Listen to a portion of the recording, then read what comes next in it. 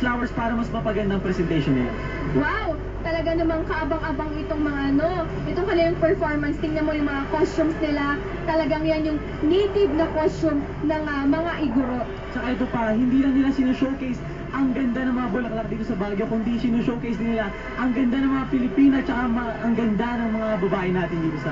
Wow! Talagang ang mga tinitingnan mo, yung mga nagagandahang girls natin ngayon So, actually, Archie, eto nga mga taga-Irisan, recycled din itong kanilang mga props. Kita mo yung mga sako-sako, pininturahan yan, tapos nilagyan ng mga beads. Napaka-artistic and very resourceful. Yes, nakakatulong na rin yan para makabawas tayo ng polusyon, makabawas tayo ng mga basura.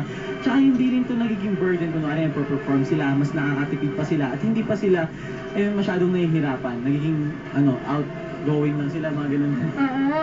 Outsource sila ng ibang... Archie, habang hinihintay rin natin silang mag-perform, maya-maya mga pamilya, may announcement po kami. Meron po kaming variety show sa Athletic Bowl.